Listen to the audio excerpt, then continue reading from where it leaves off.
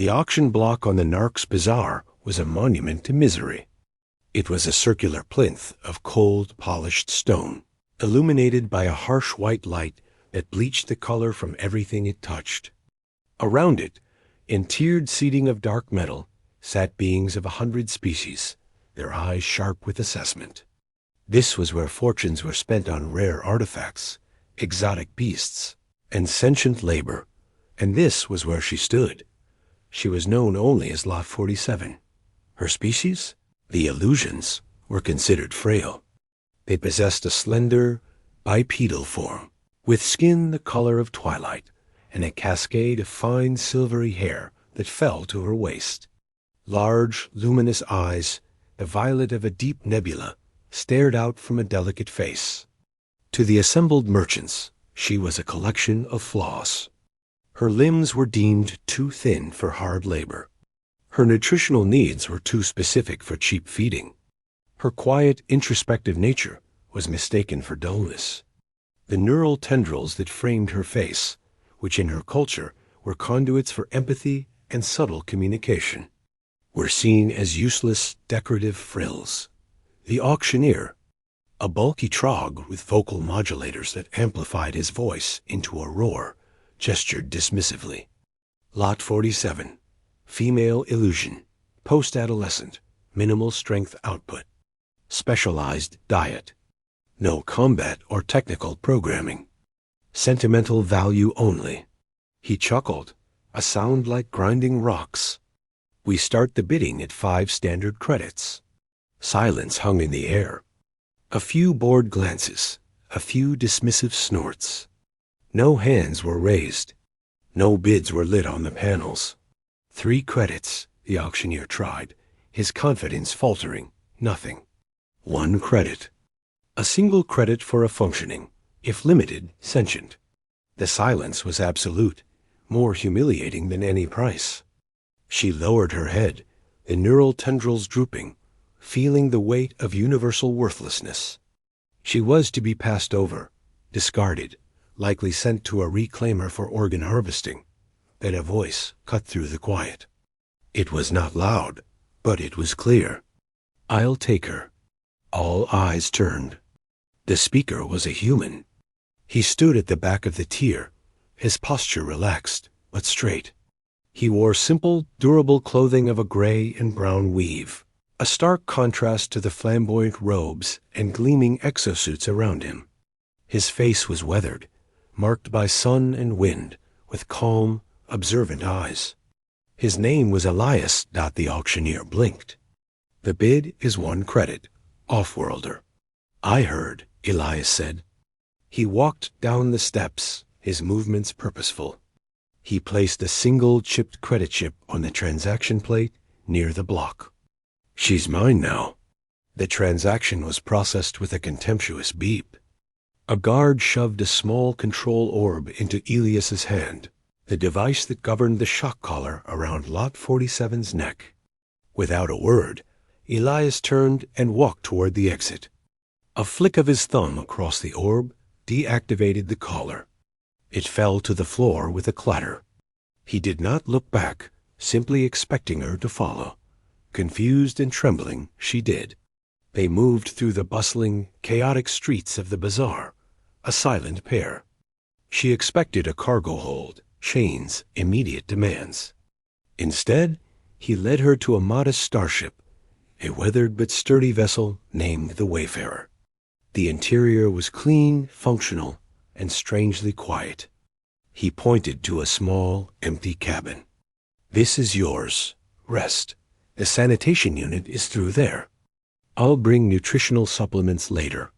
He left her there, the door sliding shut without a lock. She stood in the center of the room, waiting for the trap to spring. It did not. Hours passed. Eventually, a small tray was left by the door. On it was a paste that, when tasted, was precisely calibrated to her biology. It was the first full meal she had eaten in cycles. Days turned into a cycle. Elias spoke little. He gave her simple tasks: sorting components, cleaning non-critical surfaces. He corrected her gently, never with anger. He offered no explanations, no declarations of ownership. He simply existed nearby, a quiet, stable presence. One day, she was in the cockpit, cleaning the viewport. A complex star chart was displayed on the main screen, a route through a volatile nebula plotted with blinking markers.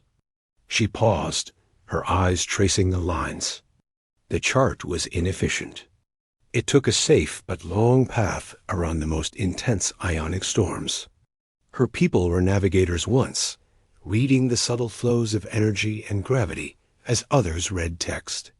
It was a forgotten art, a useless skill. Her hand, almost of its own accord, reached out. She adjusted 2 of the markers, her fingers brushing the screen. The path reconfigured, shorter, riding the solar winds between the storm fronts. A voice from behind made her jump. "That's a dangerous lane." She pulled her hand back as if burned, shrinking into herself. "I am sorry. I did not mean to interfere." Elias studied the new plot, his brow furrowed. The energy dissipation there would rip our shields apart in minutes. Her voice was a whisper. "The dissipation is a harmonic echo. The core of the storm is here." She pointed to a different data stream, showing subspatial resonance. "The lane I plotted is in the calm between the harmonics. It is a quiet path." Elias was silent for a long time. He ran simulations. The ship's computer, at first, warned of catastrophic failure. But when he input her parameters about resonant harmonics, the warnings shifted to green. The route was not only possible, it was 30% faster. He looked at her, really looked at her, for the first time. "How did you know that?" I can see it.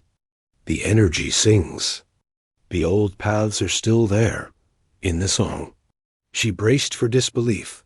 For mockery, he simply nodded. "Plot the course," he said. That was the first turning. He began to ask questions. He learned her name was Kayla. He learned that the neural tendrils were not decorations. They were sensitive to electromagnetic fields, to the latent energy signatures in all things. An illusion could feel the faint charge in a damaged power conduit, the steady hum of a healthy engine, the dissonant shriek of a failing warp coil. They were natural engineers, diagnosticians, and navigators. But in a galaxy that valued brute force and loud declarations, their subtlety had been mistaken for stupidity. Elias gave her access to the engineering console. Soon, Kala's delicate hands were performing miracles. A persistent coolant leak the ship's drone had missed for months was found and sealed. She had felt its faint, cold whisper against the bulkhead. The sublight drives, always running 5% rough, were recalibrated to a harmony only she could perceive. The Wayfarer began to run smoother, faster, and more efficiently than it ever had. Elias stopped being a master and became a partner. He taught her standard galactic script, ship systems, and self-defense.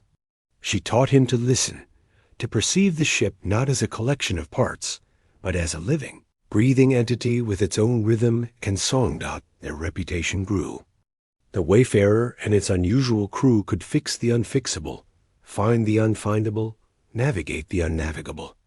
They were hired for delicate jobs where a subtle touch was worth more than 100. Plasma cutters. One such job brought them back to the Narc's Bazaar, to a cantina frequented by the same merchants who had once filled the auction seats. Elias was finalizing a contract when a familiar, grating laugh echoed. It was the Trog auctioneer, drunk on cheap fungus wine. "Well, slag me. If it isn't the one-credit human and his worthless pet." The Trog lumbered over, drawing the attention of the room. He sneered at Kayla, who stood calmly beside Elias. "Still carrying around that broken thing? I have a scrap drone that would give you better returns." The cantina fell quiet. Elias took a slow sip of his drink, his expression unreadable. Kayla felt the old shame rise, but beneath it was something new, a solid core of certainty. Elias set his drink down. "You're mistaken," he said, his voice still quiet, but now carrying to every corner. "This is Kayla. She is the chief engineer and navigator of the Wayfarer. Her skills have pulled this sector's most expensive freighters out of scrapyards. Her perception found the lost Heridian treasure vault. Her worth is incalculable." He looked directly at the Trog, his gaze flat. "You saw a broken thing. I saw a person everyone had overlooked. That says more about your eyes than her value." The Trog sputtered, but the mood in the room had shifted. Looks of contempt turned to curiosity and to dawning respect. Kayla stood straight, her silver hair catching the light, her violet eyes clear and steady. She did not speak. She did not need to. Later, on the ship, Kyla stood in the cockpit, watching the stars streak into lines as they entered warp. Elias joined her, handing her a cup of the nutrient tea she favored. "Thank you," she said softly, "for what you said back there." Elias shook his head. "I didn't say it for you. I said it for them. You already know your worth." He nodded toward the star chart she had been reviewing. "The quiet path is ready?" Kayla smiled, a small, serene expression. "It is singing. It is ready." The Wayfarer leaped forward, cradled in the silent music of the cosmos, piloted by the girl sold for nothing, whose worth now shone brighter than any sun. She was not a possession. She was a person. She was Kayla, and she was home.